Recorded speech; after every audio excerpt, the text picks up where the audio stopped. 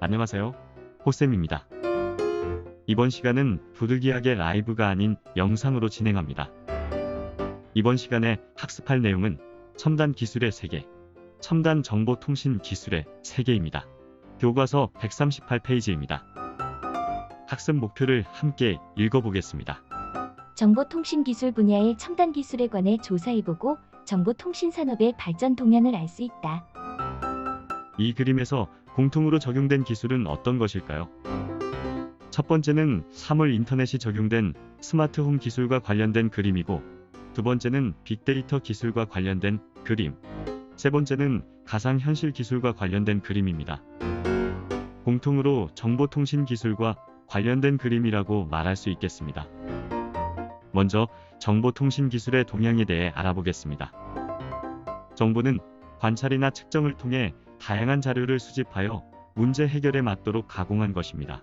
즉, 정보는 가공된 자료를 의미합니다. 어떤 것이 정보인가 아닌가를 구분하기는 어렵습니다. 자신의 문제 해결에 필요한 형태로 가공된 것이 정보이기 때문에 자신에게 정보인 것이 다른 사람에게는 자료일 뿐일 수도 있습니다. 예를 들면, 오늘 밖에 나가려고 하면서 확인하는 고양시의 날씨는 여러분에게는 정보일 수 있지만 미국 워싱턴에 살고 있는 누군가에게는 그냥 기상 자료일 뿐인 것입니다. 이러한 정보를 멀리 떨어져 있는 컴퓨터 등을 전송 매체로 연결하여 정보를 송수신하거나 공유하는 것을 정보통신이라고 합니다. 여기서 전송 매체란 정보를 물리적으로 송수신하는 수단으로 전파나 동축 케이블, 광섬유 등 정보를 전달하기 위하여 연결하는 것이 여기에 해당합니다. 정보통신 기술은 정보와 통신, 그리고 기술의 합성어로 Information Communication Technology, 줄여서 ICT라고 합니다. 정보를 수집, 가공, 저장, 검색, 송수신, 공유하는 데 이용되는 모든 기술을 정보통신 기술이라고 하며, 정보기술과 통신기술이 각각 포괄적인 범위를 갖는 개념이기 때문에 정보통신 기술은 더욱 광범위한 개념을 포함하고 있습니다. 도로교통 정보를 이용하는 내비게이션을 예를 들어서 보겠습니다. 먼저 도로교통 상황실에서는 도로에 설치된 CCTV 등의 관측 장비로부터 각종 교통 자료를 수집합니다. 수집한 자료를 바탕으로 도로 교통 이용자들에게 적합한 형태로 가공하여 교통 정보를 만듭니다. 이렇게 가공된 정보는 통신망을 이용하여 송신합니다. 때에 따라서는 인공위성 등의 전송 매체를 경유하기도 합니다. 송출된 정보는 자동차에 설치되어 있는 내비게이션에서 수신됩니다. 내비게이션의 소프트웨어 알고리즘은 수신된 교통정보에 포함되어 있는 다양한 변인을 고려하여 목적지까지 최적의 경로를 탐색하여 운전자에게 알려줍니다. 이제 정보통신 기술의 동향에 대하여 알아보겠습니다. 사물 인터넷은 각종 사물의 컴퓨터 칩과 통신 기능을 내장하여 인터넷에 연결하는 기술입니다. 인간이 구체적으로 개입하거나 지시하지 않아도 사물이 센서를 통해 수집된 자료로 정보를 생성, 처리하고 다른 사물 또는 사용자와 네트워크로 연결되어 유기적으로 협력하여 지능화된 서비스를 제공하는 것이 사물 인터넷입니다. 이를 위하여 사물에 입력, 저장, 정보 처리 기능이 부여됩니다. 그림은 집 밖에서 스마트폰으로 반려동물의 상태를 모니터링하고 IoT 먹이통을 이용하여 먹이를 주는 모습을 나타낸 것입니다. 빅데이터는 엄청난 양의 데이터 흐름을 어떤 방법으로 실시간 이해 및 분석, 예측하는지를 나타내는 포괄적인 용어입니다. 빅데이터가 가치를 창출하는 것은 방대한 양의 데이터 그 자체이기도 하지만 주목해야 하는 점은 컴퓨터의 발달과 이동통신의 발달 등으로 이 데이터를 거의 실시간으로 활용하여 효율적인 의사결정을 위해서 사용될 수 있는 환경이 구축되었다는 것입니다. 그림은 서울시에서 심야버스의 노선을 결정할 때 휴대전화의 통화 이력 자료를 바탕으로 유동인구 통계 정보를 추출하여 심야 시간에 유동인구가 많은 구간을 묶어서 노선을 정하는 데 활용한 빅데이터 활용의 예를 보여주는 것입니다. 클라우드 컴퓨팅은 클라우드라고 불리우는 컴퓨터 서버 내에 소프트웨어나 데이터를 저장해 놓고 네트워크로 접속하여 스마트폰이나 컴퓨터 등 다른 정보통신기기를 통해 언제 어디서나 소프트웨어나 데이터를 불러와 작업하는 컴퓨팅 환경을 말합니다. 스마트폰은 단거리 장거리 무선 통신 기술, 영상 정보 처리 기술, 센싱 기술, 소프트웨어 기술 등이 집약되어 통화, 멀티미디어 콘텐츠 이용, 인터넷 정보 검색, 내비게이션, 건강관리, 금융 업무, 게임, 온라인 쇼핑 등 현실 세계의 거의 모든 일을 처리하는 만능기기가 되어가고 있습니다. 이제부터는 정보통신 기술의 전망에 대해 함께 알아보겠습니다. 먼저 5세대 이동통신은 28GHz의 초고대역 주파수를 사용하는 이동통신 기술입니다. 이것은 4세대 이동통신보다 최대 1000배 빠른 차세대 통신망입니다. 800MB 분량의 동영상을 전송하는 데에 기존의 4세대 이동통신에 LTE가 1분 24초 정도, LTE-A가 43초 정도 걸린다면 5세대에서는 이론적으로 1초 이내에 전송할 수 있습니다. 따라서 5세대 시대가 오면 4K UHD나 3D 홀로그램 등 대용량 데이터 서비스도 쉽게 지원될 수 있습니다.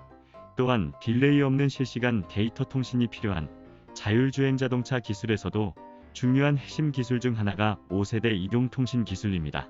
따라서 세계 각국은 5세대 이동통신의 표준화 논의에 들어갔고 경쟁 우위의 기술을 확보하기 위한 노력을 하고 있습니다. 증강현실이란 가상세계와 현실세계를 유기적으로 연동하고 3차원적으로 결합한 확장된 현실을 말합니다. 증강현실 공간에서는 사용자 입력을 통한 검색 대신 관심 장소나 관심 객체를 스마트폰 카메라로 비추거나 안경을 쓰고 쳐다보기만 해도 필요한 정보를 불러올 수 있습니다. 증강현실의 필수 요소는 가상과 현실의 융합, 실시간 상호작용, 3차원 결합의 세 가지입니다. 이러한 증강현실 기술에 초고해상도 홀로그램 기술이 더해진다면 스마트폰이나 안경 등의 기기 없이 인간의 인지 능력을 확장할 수 있을 것이라 예상됩니다. 감성 컴퓨팅은 인간의 감성을 인지, 해석, 처리할 수 있는 시스템을 설계하는 것으로 이와 관련된 인공지능을 연구하고 개발하는 분야입니다. 감성 컴퓨팅은 1995년 MIT의 로잘린드 피카드 박사가 최초로 제안하였으며 그는 인간의 감성을 이해하는 기기나 시스템이 우리와 어떻게 의사소통을 할 것인가를 연구해야 한다고 주장하였습니다. 그동안 축적된 심리학적 지식이 빅데이터와 결합하면서 감성 컴퓨팅에 제대로 활용되기 시작이었습니다. 컴퓨터가 딥러닝을 통하여 대량의 표정 사진으로 끊임없는 학습을 하여 사람의 감정을 인식하게 된 것입니다. 물론 컴퓨터가 제 감정을 이해하고 데이터화할 수 있다면 이 정보에 대한 보안 문제가 걱정되지 않을 수 없습니다. 다양한 매체의 등장으로 개인정보 보안 문제와 더욱 편리한 삶을 원하는 욕구가 커지면서 기존에 가지고 있던 보안 체제가 변하고 있습니다. 인간이 오래전부터 사용해 오던 열쇠는 물론이고 신분증 확인, 비밀번호 설정의 다양화와 같이 전통적인 패턴에서 이제는 사람의 신체를 이용한 생체인식 기술을 적용하고 있습니다. 신체는 아는 비밀번호와 암호를 담고 있으며 생체인식 보안은 개별적인 생체의 특성을 인식하여 보안 시스템에 활용하는 기술을 의미합니다. 즉, 외부 물체나 도구를 사용하지 않고 사람의 몸 자체가 인증수단이 되는 것입니다. 마지막으로 인공지능의 진화입니다. 사람의 사고방식을 기계에게 가르치는 학습 방법인 딥러닝의 등장으로 이제는 컴퓨터가 스스로 훈련하면서 패턴을 찾아내고 분류하는 시대가 되면서 인공지능 기술이 빠르게 발전하고 있습니다. 알파고 같은 지금의 인공지능을 약한 인공지능이라 한다면 앞으로는 인간처럼 정보를 처리하고 감정을 가지며 스스로 생각을 할 수 있는 강한 인공지능이 등장하게 될 것입니다. 현재와 같은 발전 속도라면 2035년경에는 성인 기준으로 사람의 지적 능력의 50%를 지닌 인공지능이 등장하고 2050년경에는 90%를 가진 인공지능이 만들어질 것이라는 전망이 있기도 합니다. 한편 초인공지능이라고 하는 것은 강한 인공지능이 스스로 진화하여 인간이 상상하기 어려운 인공지능의 세계입니다. 마치 개미들이 우리 인간들의 세상과 생각을 이해할 수 없듯이 인간들이 이해하기 어려운 인공지능이 등장할 것이란 전망입니다. 빌 게이츠는 앞으로 수십 년 후에 인공지능이 우려할 만한 수준으로 진화할 것이라 전망했고, 얼마 전 고인이 되신 스티븐 호킹 박사는 초인공지능이 출현하면 인류는 멸망할 것이라 예언하기도 했습니다.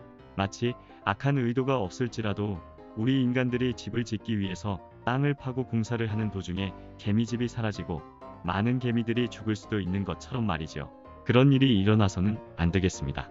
인공지능 로봇이 인간의 통제를 벗어날 우려에 대비하여 EU에서는 2017년 1월 12일 인공지능을 가진 로봇의 전자인간이라는 법적 지위를 부여하는 결의문을 채택하기도 하였습니다. 지금까지 첨단 정보통신 기술의 세계에 대하여 알아보았습니다. 다음 시간에는 첨단 기술 문제의 창의적 해결에 대하여 알아보겠습니다. 수고하셨습니다.